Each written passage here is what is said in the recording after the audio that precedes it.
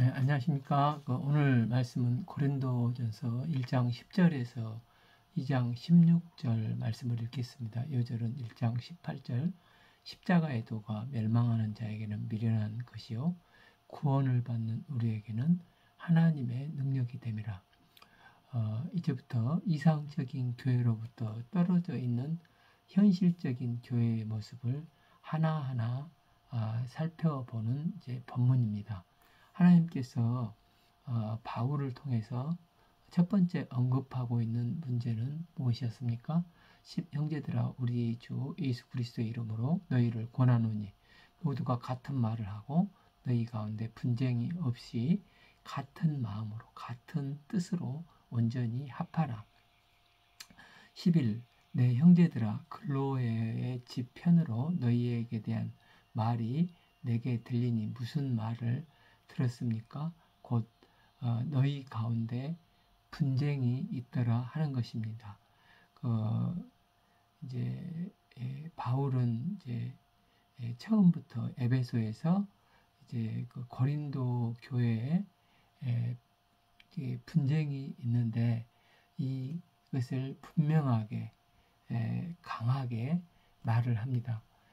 교회의 문제를 글로의 지편으로 여러 문제를 에베소에서 들었는데 제일 먼저 언급하고 중요하게 우선적으로 해결해야 될 문제가 분쟁 문제라는 것입니다.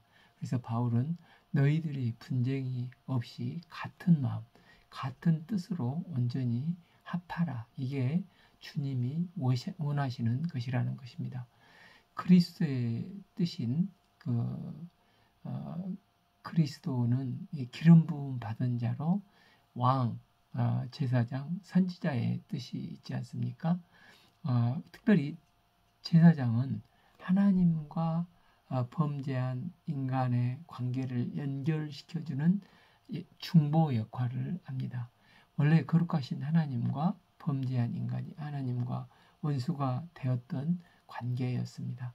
그런데 대제사장 되신 예수 그리스도의 십자가의 피 흘리심으로 말미암아 성도가 하나님과 화평케 되었습니다. 그래서 예수 그리스도의 복음이 증거된 곳은 부자나 가난한 자나 주인이나 종이나 인종적으로 사상적으로 구분되지 않고 분리되거나 나눠지지 않습니다.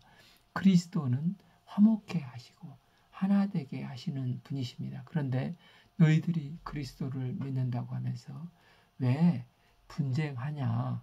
같은 마음을 품고 같은 말을 하고 하나가 되라고 하고 있는 것입니다.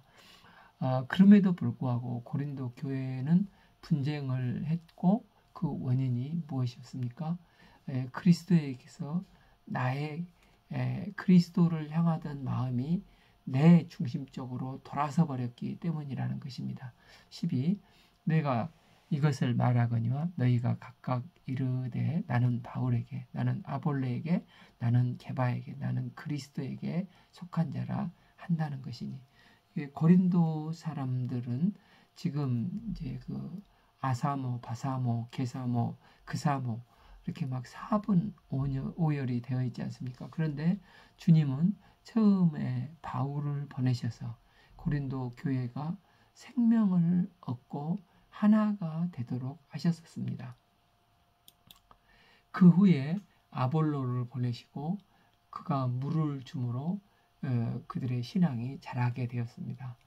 또한 이제 베드로의 추천서를 받은 정통성을 확인시켜줘서 교회가 견고하게 교제가 있었습니다.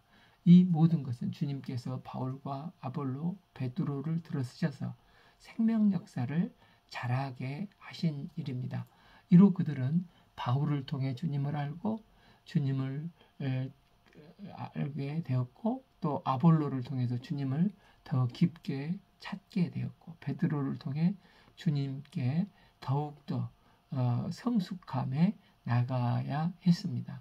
그런데 그들은 어느 순간 그리스도에게서 눈이 돌려져서 사람들 보게 사람들을 보게 되기 시작했다는 것입니다. 이처럼 언제나 죄는 하나님을 향하던 눈이 보지 말아야 될 선악과를 범으로 이 죄가 시작이 된 것입니다.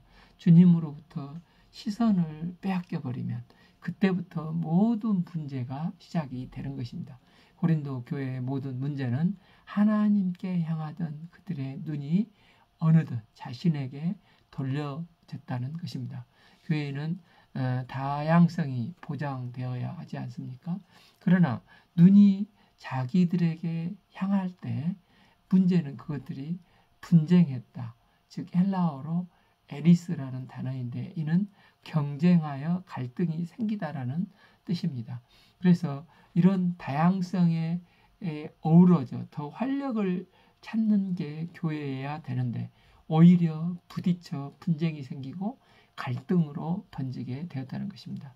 아마 바사모는 초창기 헌신자들이었던 것 같습니다. 그런데 후임 아볼로가 왔는데 은혜를 받은 사람들이 자라면서 그 안에 또한 헌신자들이 나오지 않겠습니까? 그러면 초창기 헌신자들과 함께 협력해서 주님의 역사를 삼키면 얼마나 아름답겠습니까? 그런데 그렇지 못하고 오히려 너희가 어떻게 바울을 잊을 수가 있냐 하면서 갈등이 생기기 시작한 것 같습니다. 그런 가운데 또 전통 중심 형식을 강조한 사람들이 교회는 이렇게 섬기는 게 아니야. 또 다른 분쟁을 이야기하고 이제 은사 중심의 기독교인들은 그런 그들을 보면서 너네들은 사람을 따라가지만 나는 오직 하나님만 직통으로 계시하면 직통 계시를 받아서 하나님만 따라간다. 또 이런 사람들의 분파가 만들어져서 또 그들을 밀어내려고 하는 것입니다. 그래서 교회가 다양성이 존중되어야 하는데 이제 세상 가치관과 같이 나를 통해서 교회가 세워져야 한다 하고 자기 주장을 하는 것입니다. 교회는 내 이름이 아니라 그리스도 이름이 드러나면 되는 곳입니다. 나를 통해서 어린이 주일 예배 아이들이 잘 양육되든지 아니면 저 선생님을 통해서 잘 양육되든지 그게 중요한 게 아니라 잘 양육되어 그리스도의 자녀들로 성장하는 게 중요하지 않습니까? 다시 그래서 10절을 보면 형제들아 내가 우리 주 그리스도 이름으로 너희를 권하노니 모두가 같은 말을 하고 너희 가운데 분쟁이 없이 같은 마음과 같은 뜻으로 온전히 합하라. 여기서 온전히 합하라가 카타라티조라는 단어인데 의학 용어로 부러진 뼈, 어긋난 뼈를 자기 자리로 되돌려 맞춰 넣는다는 뜻이라고 합니다. 즉 자기를 이탈해서 다른 것으로 간 뼈들을 하나하나 자기 자리로 가서 맞춰 가는 것입니다. 하나님은 우리 모두가 본래의 자기 자리로 돌아가기를 원하십니다.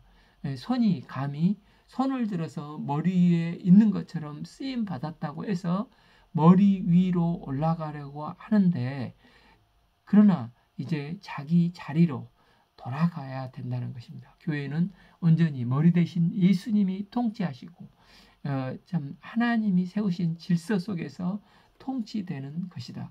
그러므로 어떤 지체도 머리 위에 있을 수는 없는 것입니다. 자기 자리로 돌아가 손은 손이 하는 역할을 감당하고 발은 발이 하는 역할을 감당하도록 하는 게 교회인 것입니다. 그리고 온전히 하파라라는 이 카타르티조는 현재 분사형으로 이 말씀을 계속 그것을 유지하라는 것입니다. 그래서 교회는 자기를 높이려고 하는 교만과 자기 자랑에서 하나님 중심으로 원래 자리로 돌아가서 분쟁 없이 같은 마음으로 같은 뜻으로 온전히 합하라. 카타르티조 자기 자리로 돌아가 하나가 되라는 것입니다. 그럼 자기 자리로 돌아가기 위해서 먼저 무엇을 말씀을 합니까? 13 그리스도께서 어찌 나누었느냐 바울이 너희를 위하여 십자가에 못 박혔으며 바울의 이름으로 너희가 세례를 받았느냐 우리의 구원자 예수 그리스도는 결코 나눠질 수 없는 분으로 예수님은 우리 모두를 위해서 십자가에 달리신 분이십니다. 그래서 자기 자리로 돌아가기 위해서는 십자가를 통해서 자기 자신을 바라보라는 것입니다. 십자가 앞에 설 때만 자기 교만과 자기 자랑이 깨뜨려질 수 있습니다. 이러할 때 분쟁이 해결될 수가 있다는 것입니다. 바울은 특히 이 바사모 사람들이 자기를 좋아하니까 바사모 사람들을 조금 뭔가 챙겨줄 것 같지 않습니까? 그러나 그는 결코 그렇지 않았습니다. 13절 하 바울이 너희를 위하여 십자가에 못 박혔으며 바울의 이름으로 너희가 세례를 받았느냐? 그리스도께서 나를 보내신 것은 세력을 만들려는 게 아니라 이 바사모를 만들려는 게 아니라 오직 십자가 복음 증거에 영혼을 구원하기 위함이지 내 편 만들어 분쟁하는 것은 그리스도의 십자가를 헛되게 하는 것이라는 것입니다. 그러므로 예수님만 높이고 예수님 중심으로 하나가 되어야 됩니다. 그러면 바울에게 자신이 직접 세례를 준 자가 많지 않은 것을 감사하고 있습니다. 14. 나는 그리스보와 가이오 외에 너희 중에 아무에게도 내가 세례를 베풀지 아니한 것을 감사하노니. 15. 이는 아무도 나의 이름으로 세례를 받았다 말하지 못하게 하려 함이라. 16. 내가 또 스데바나 집 사람에게 세례를 베풀었고 그 외에는 다른 누구에게도 세례를 베풀었는지 알지 못하노라. 사도행전 16장 5절을 보면 스데바나는 처음 예수님을 믿는 사람입니다. 또 18장 8절을 보면 그리스보는 고린도 교회 해당장이었고 16장 15절을 보면 가이오는 바울이 머문 집 주인이었습니다. 그들은 모두가 예수님의 이름으로 세례를 줬기 때문에 모두가 예수님께 속한 자들입니다. 17. 그리스도께서 나를 보내시면 세례를 베풀게 하려 하심이 아니요 바울이 세례를 준 게 많지 않음에 감사한 후에 근본적으로 바울의 사명은 세례를 주는 데 있지 않고 오직 복음을 전하게 하려 하심이라는 것을 분명히 합니다. 복음을 영접하고 생명 세례를 받은 것이 누구에게 세례를 받든 별로 중요하지 않고 모두 예수 그리스도 이름으로 세례를 주었기 때문이라는 것입니다. 17비 모든 복음을 전하게 하려 하심이로되 말의 지혜로 아니함은 그리스도의 십자가가 헛되지 않게 하려 함이라. 사도 바울은 이처럼 오직 십자가의 도를 전해야겠다 결단을 하게 된 이유가 무엇입니까? 사도 바울이 고린도를 개척하기 전에 아덴 전도를 했습니다. 세계 최고의 철학의 도시 아테네에 도착한 사도 바울은 아레오바고 광장에서 당대 철학인 에피쿠루스 스토아파들과 논쟁을 하면서 복음을 증거했습니다. 바울은 그들이 좋아하는 철학으로 논리적으로 예수를 변증하며 그들이 그렇게 하면 예수를 믿을 것으로 여기고 그동안 공부한 모든 철학적 지식, 논리, 수사학을 다 동원해서 너희들이 알지 못한 복음을 알지 못하는 모르는 신을 에 대해서 내가 설명을 하겠다 하면서 복음을 알기 쉽게 변증하며 이해시키려고 혼신을 다했습니다. 그런데 결과적으로 불과 예수 믿는 사람이 몇이 안 되었습니다. 그러면서 이 사건을 통해서 바울은 복음을 증거함에 있어서 깨닫는 것은 복음 증거하는 것은 사람의 말이나 지성이나 이성이나 합리성이 아니라 오직 예수 그리스도의 십자가와 부활의 복음만을 증거하면 성령께서 놀랍게 운행하시고 도우신다는 것을 철저하게 깨닫게 된 것입니다. 18. 십자가의 도가 멸망하는 자에게는 미련한 것이요 구원을 받는 우리에게는 하나님의 능력이라. 그런데 이런 지성적인 아테네 사람들에게 십자가의 도를 전하는 것만큼 미련하고 무식한 게 어디가 있었겠습니까? 나는 법 없이도 살 사람인데 예수님께서 십자가에서 죽으셨는데 나의 죄 때문에 죽으셨다는 것입니다. 게다가 그 예수님은 2000년 전에 죽으신 분이신데 지금의 나와 어떤 관련이 있는가? 논리적으로 설명하고 이성적으로 설명이 안 되고 십자가의 도는 지성을 가지고 논리적으로 생각하는 사람에게는 전혀 말이 안 되는 것입니다. 그런데 구원을 받는 우리에게는 하나님의 능력이 됩니다. 그가 결단을 하고 고린도에 와서 오직 십자가의 복음만을 증거할 때 이 복음이 하나님의 능력이 되어서 많은 사람이 회개하고 주께 돌아오는 놀라운 일을 바울은 체험적으로 깨달게 된 것입니다. 그래서 능력은 여기서 그 듀나미스로 신체적인, 지적, 영적인 영역을 다 포함한 능력인데 즉 생명력이라고 할 수가 있습니다. 바울은 십자가의 도가 하나님이 주신 초월적인 생명의 힘이라고 설명을 하고 있는 것입니다. 물에 빠진 사람을 구원하기 위해서는 외부에서 강력한 도움이 있어야 하지 않습니까? 구원받는 구원은 사람의 방법이 아니라 이처럼 하나님의 강력한 방법으로만 가능하다는 것입니다. 19 기록된 바 내가 지혜 있는 자들의 지혜를 멸하고 청명한 자들의 청명을 폐하리라 하였으니 20 지혜 있는 자가 어디 있느냐 선비가 어디 있느냐 이 세대의 변론가가 어디 있느냐. 하나님께서는 이 세상의 지혜를 미련하게 하신 것이 아니에요. 하나님께서 범죄한 인간을 구원하기 위해서 삼위의 성자 예수님께서 직접 피조물로 이 땅에 오사 내 대신 십자가를 지시고 피 흘려 돌아가시고 죽으신 지 3일 만에 부활하셨습니다. 이 사실을 믿기만 하면 누구든지 구원의 은혜를 덧입을 수가 있게 되었습니다. 그러나 이 사실을 믿지 못하면 멸망하는 미련한 자가 되는 것입니다. 21 하나님의 지혜에 있어서는 이 세상에 자기 지혜로 하나님을 알지 못하므로 하나님께서 전도에 미련한 것으로 믿는 자들을 구원하시기를 기뻐하셨도다. 하나님께서는 십자가에 못 박혀 그리스도를 통하여 지혜 있는 자들의 지혜와 청명을 폐하셨습니다. 개미가 사람의 모든 것을 이해하지 못하듯 우리 피조물은 창조주 하나님의 지혜를 이해하지 못합니다.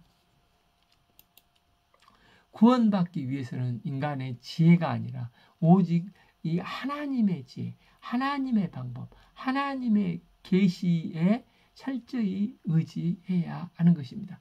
하나님의 지혜가 바로 예수 그리스도이십니다. 여기서 전도는 캐리그마로 선포하다는 의미로 행위뿐만 아니라 선포하는 내용을 포함을 하는데 예수 그리스도의 십자가를 믿을 때 구원을 받을 수 있다는 것을 선포하는 것입니다.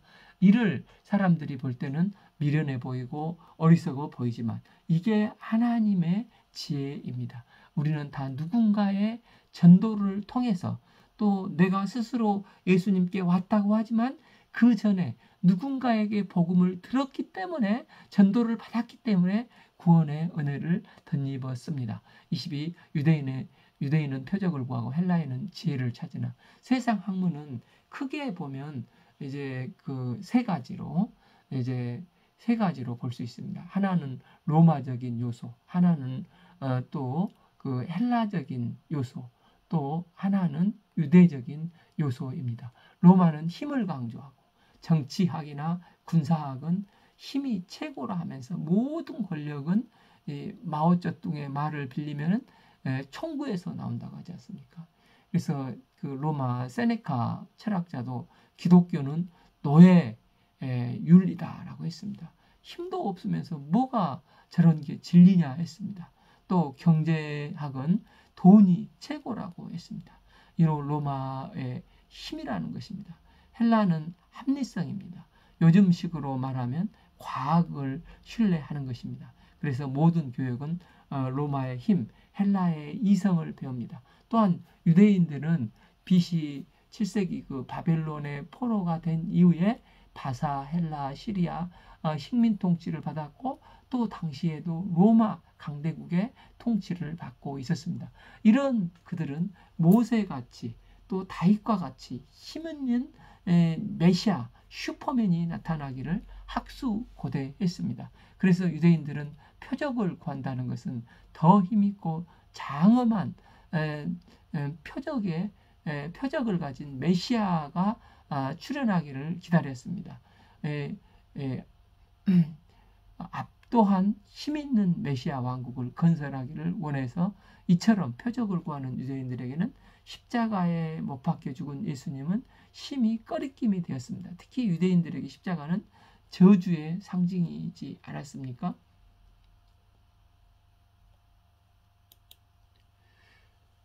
이들은 다 이게 헬라, 로마, 유대를 자랑했지만 그러나 하나님의 지혜는 무엇입니까? 사도 바울은 무엇을 깨달았다는 것입니까?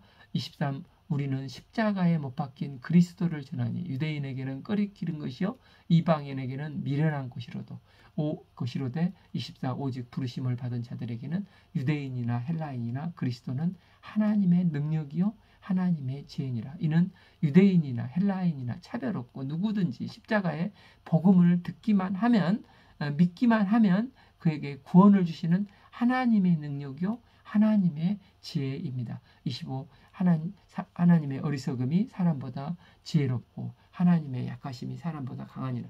바울은 지혜의 측면과 능력의 측면에서 하나님의 것과 사람의 것을 대조합니다. 하나님의 어리석음이 사람의 지혜보다 더 지혜롭고 하나님의 연약하심이 사람보다 더 강하다는 것을 역설합니다. 그러므로 그리스도의 십자가가 사람의 눈에 아무리 약해 보여도 하나님의 지혜요 하나님의 능력인 것입니다.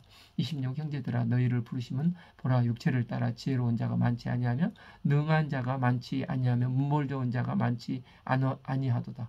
하나님은 고린도 교인들을 전도에 미련한 것으로 구원을 덧입게 하셨습니다. 그런데 구원받은 자들이 주로 인간적으로 볼 때는 지혜 있는 사람들이 있기는 있지만 그리 많지 않았다는 것입니다. 또 고린도 교회는 능한 자, 곧 권세 있는 자나 문벌 좋은 자가 많지 않았습니다.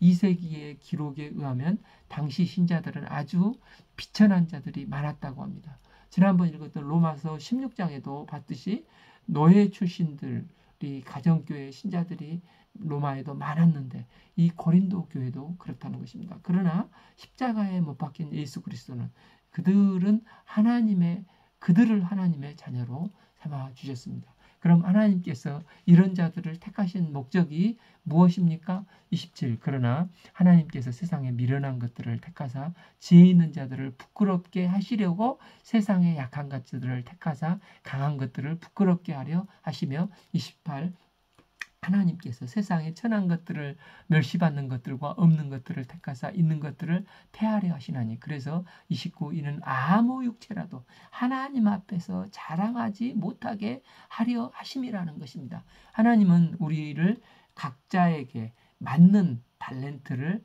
주시고 부르셨습니다. 하나님은 우리의 부르심의 순종을 통해서 영광을 받으시기를 원하십니다. 이로 충성스러운 자들을 통해서 세상에서 스스로 죄 있다고 생각하고 강하다고 생각하는 자들이 부끄럽게 되고 하나님의 위대하심을 드러내실 것을 믿습니다. 30 너희는 하나님으로부터 나서 그리스도 예수 안에 있고 예수는 하나님으로부터 나와서 우리에게 지혜와 의로움과 거룩함과 구원함이 되셨으니 31 기록된 바 자랑하는 자는 주 안에서 자랑하라 함과 같게 하려 함이라. 우리는 하나님의 은혜로 값없이 구원을 받았습니다. 이는 예수님께서 우리의 지혜가 되셨고 우리의 의와 거룩과 구속함이 되셨기 때문입니다. 그러므로 우리는 하나님의 은혜와 예수 그리스도의 구속의 은혜만 자랑을 해야 하는 것입니다. 이제 2장 1절 형제들아 내가 너희에게 나아가 하나님의 증거를 전할 때 말과 지혜의 아름다운 것으로 하지 아니하였나니 여기서 증거는 헬라어로 증거와 비밀의 의미가 있다고 합니다. 바울이 고린도서에서 증거하는 것은 하나님의 비밀이었습니다. 하나님의 비밀은 하나님께서 인류를 어떻게 구원하시고 구원 역사를 이루어 가시는가 이 하나님의 경륜을 말씀하시는 것입니다. 하나님의 구원 계획은 예수님의 십자가의 도였습니다. 바울이 고린도에서 증거한 하나님의 계획은 예수 그리스도입니다. 바울은 이 예수 그리스도를 전할 때 말과 지혜의 아름다운 것으로 꾸미지 않았다는 것입니다. 이것은 당시 헬라 세계에서 사용한 철학이고 문학적인 수사법으로 증거하지 않은 것입니다. 바울은 십자가 예수님을 있는 그대로 말했습니다.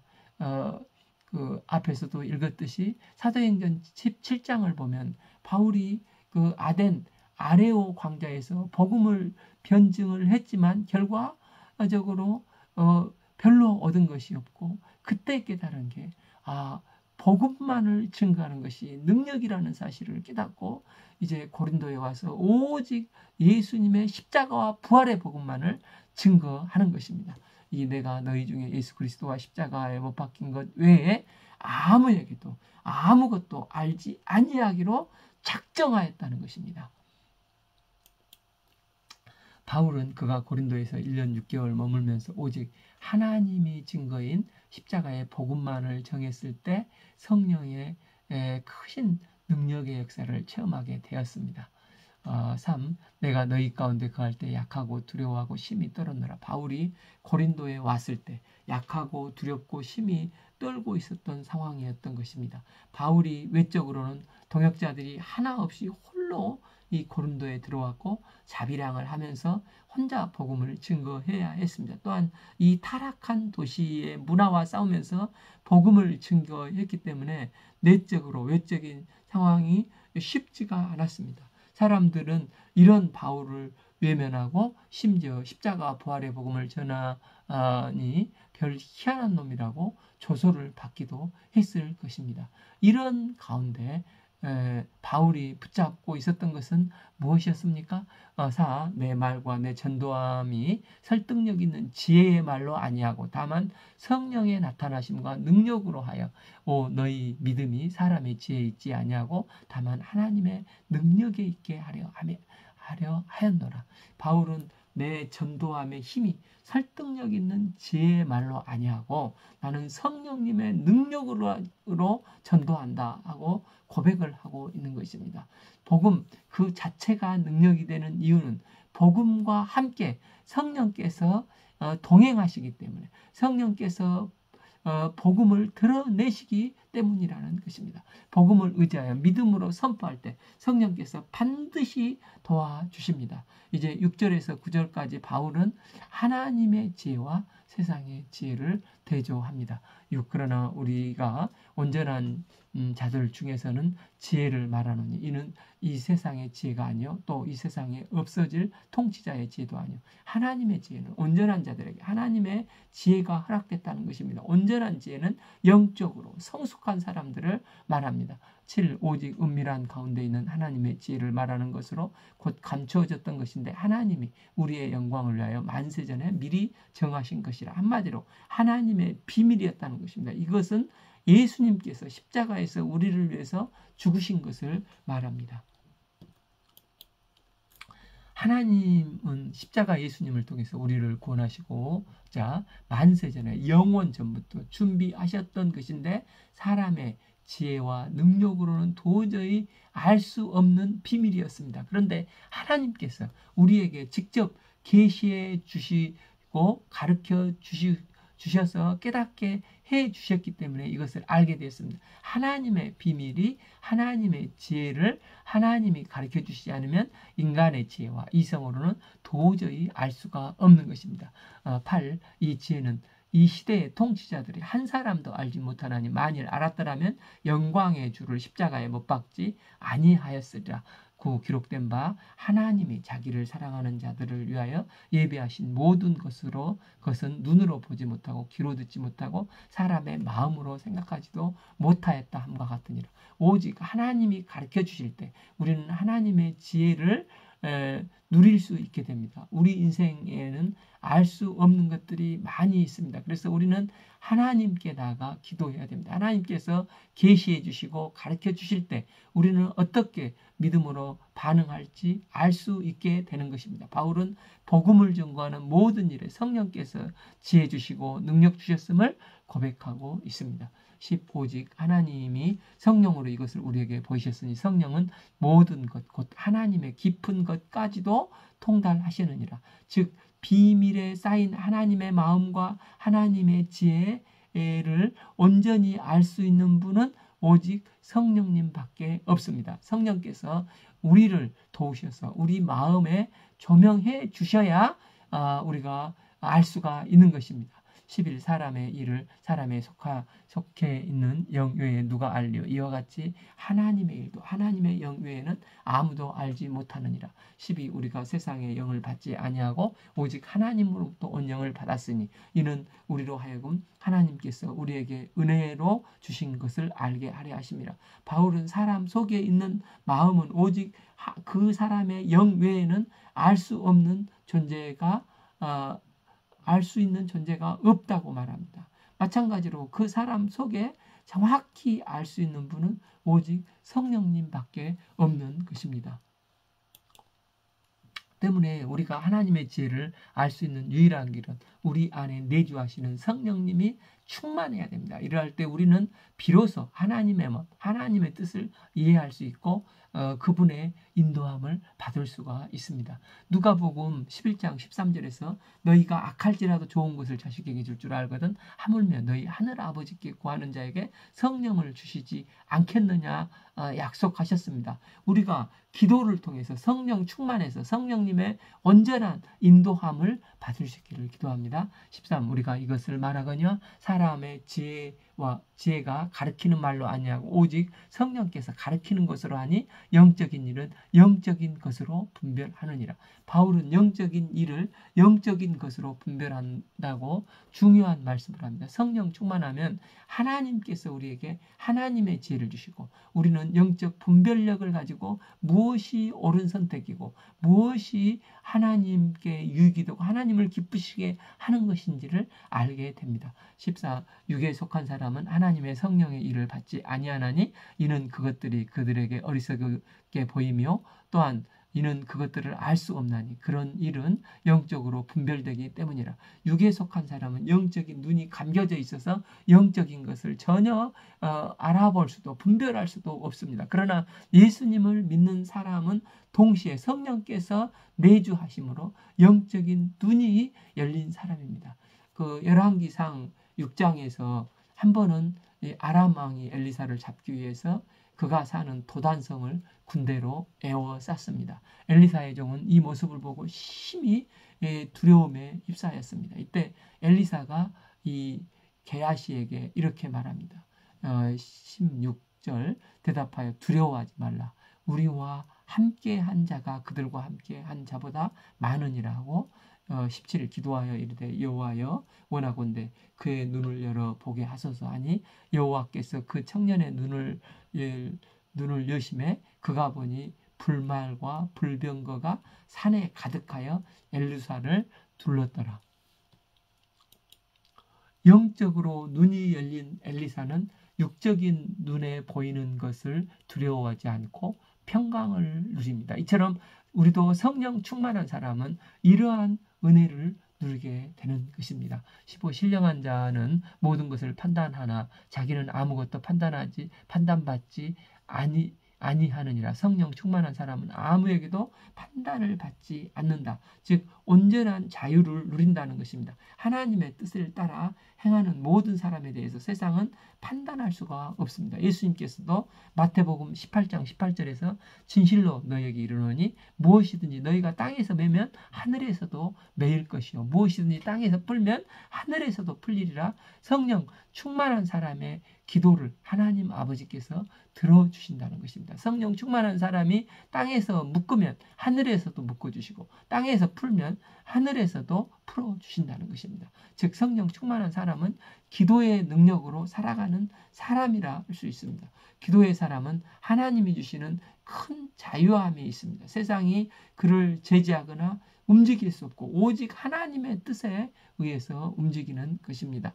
또한 성령 충만한 기도의 사람은 그리스도의 마음을 알고 살아갑니다. 16 누가 그의 주의 마음을 알아서 주를 가르치겠느냐. 그러나 우리가 그리스도의 마음을 가졌느니라. 우리가 기도함으로 성령 충만한 삶을 삶으로 이 땅에서 자유함을 덧입고 그리스도의 마음을 가지고 사는 복된 삶을 살 수 있기를 기도합니다. 오늘 말씀은 고린도전서 1장 10절에서 2장 16절 말씀을 읽었습니다. 감사합니다.